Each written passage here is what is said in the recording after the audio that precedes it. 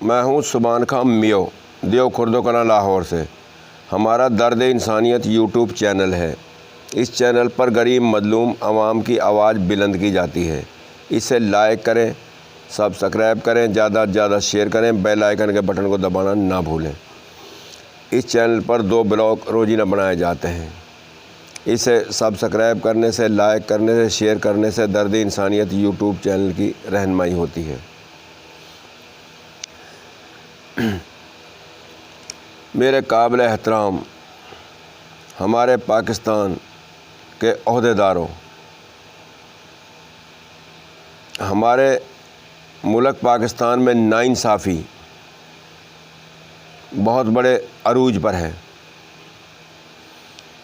تو انصاف کرنا ہر ایک کا کام نہیں ہے، اور جو انصاف کرتا ہے اسے نوکری سے برطرف کر دیا جاتا ہے، کیونکہ جو سارا جعلی ٹولہ ہے جو کرپشن کرتا ہے وہ انصاف پسند کو کے خلاف الزام لگانے میں لگا ہوتا ہے، اور آخرکار اس کو نکال کر چھوڑتا ہے، کیونکہ انہوں نے تو کرپشن کرنی ہے۔ تو جو ایک کرپشن کو روکنے والا اور ایک انصاف پسند، وہ پاکستان میں ناکام ہے۔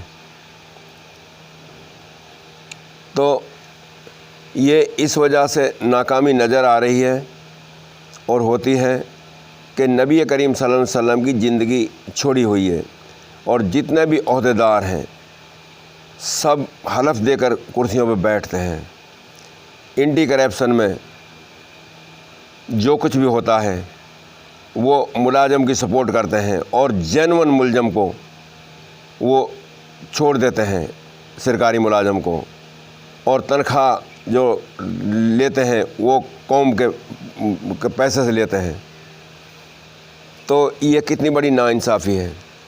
اب ہمارے گاؤں میں ایک قبرستان کی اراضی 2006 میں میاں اعجاز ڈپٹی کمشنر تھا، اس نے قبرستان کی اراضی اپنی بیوی کے اور اپنے اہل خانہ کے نام کروا لی اور پٹواری سے کروا لی۔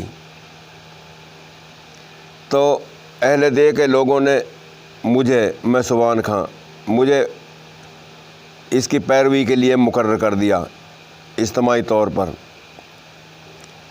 تو پٹواری کے خلاف اور میاں اعجاز کے اہل خانہ کے خلاف FIR درج ہو گئی 64/2006، جس میں حلقہ پٹواری کو چلان کیا گیا اور میاں اعجاز کے کسی خاندان کو چلان نہیں کیا گیا، جبکہ میاں اعجاز خود اتنا ملوث ہے اس غلط کام کروانے میں۔ تو اکیلے پٹواری کو 16/11/2016 کو 5 سال قید اور 2 لاکھ روپے جرمانہ ہوا۔ محمد قاسم صاحب جو اسپیشل جج نے سزا سنائی، اور اکیلے کو چلان کیا گیا۔ تو یہ ناانصافی ہے نا، کہ جنہوں نے یہ کردار ادا کیا اور جنہوں نے یہ فراڈ کیا ان کو چلان نہیں کیا۔ یہ چلان بھی جب ہوا جب پرویز مشرف کی حکومت ختم ہوئی،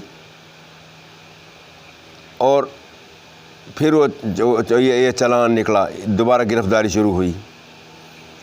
تو نبی کریم صلی اللہ علیہ وسلم کی زندگی کو چھوڑ کر ہمارے ملک پاکستان میں جو کچھ بھی ہو رہا ہے، تو نبی کریم صلی اللہ علیہ وسلم کی زندگی جب اپنائی جائے گی، جب علماء دین کے کنفرم ادارے بنائیں گے ہمارے حکمران، تو جب قوم کو انصاف ملے گا۔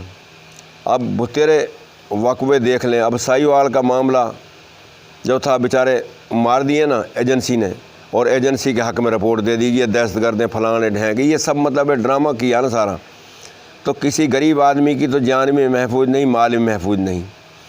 تو یہ جب محفوظ ہوگا جب نبی کریم صلی اللہ علیہ وسلم کی زندگی وجود میں آئے گی، ایسے تمام کرپٹ لوگوں کو سزا دی جائے گی۔ تو یہ سزا جب دی جائے گی جب علماء دین کے کنفرم ادارے بنائے جائیں گے اور ہمارے حکمران بنائیں گے۔ تو جب ہمارے حکمران علماء دین کے کنفرم ادارے بنائیں گے تو علماء دین اپنا بھی احتساب کریں گے، اور اور تمام جتنے بھی کرپشن جنہوں نے کیے اور جنہوں نے یہ ملک لوٹا ہے، جنہوں نے ملک کو نقصان پہنچایا ہے، ان کے تمام کے خلاف انکوائری کر کے ان کو قرین انصاف سزا دی جائے گی، گستاخ رسول کے جرم میں دی جائے گی۔